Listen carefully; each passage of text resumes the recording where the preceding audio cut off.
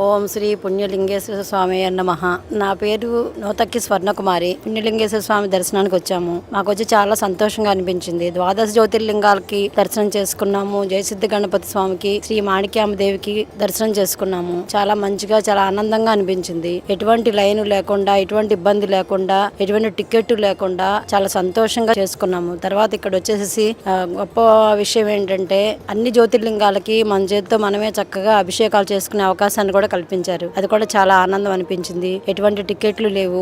చాలా అదృష్టం అనుకోవాలి ఈ గుడికి వచ్చి ఇట్లా దర్శనం చేసుకున్నామంటే. అదే విధంగా ఇక్కడికి వస్తే అమ్మా నాన్నల ఆనందాశ్రమం కూడా దర్శనం చేసుకోవచ్చు. చాలా ఆనందంగా అనిపించిందండి ఇక్కడికి రావడం వలన. మానవ సేవే మాధవ సేవ అనే మాటకు నిజరూపమిస్తూ అయిన వారంటూ ఎవరూ లేని దిక్కులేని అనాథలను చేరదీసి సేవ చేస్తున్న అమ్మా నాన్న అనాథ ఆశ్రమాన్ని సందర్శించి మీ వంతు సాయం చేసి పుణ్యం కట్టుకోండి.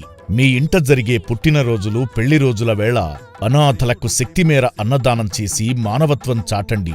ఈ అనాథల మనుగడ కోసమే కట్టిన పుణ్యలింగేశ్వర స్వామిని దర్శించి మనోభీష్టాలు నెరవేర్చుకోండి. మీరు హుండీలో వేసే ప్రతి రూపాయి ఈ అభాగ్యుల అన్నదానానికి వినియోగించడం ఆశ్రమ వ్యవస్థాపకులు శ్రీశంకర గురూజీ ప్రధాన లక్ష్యం.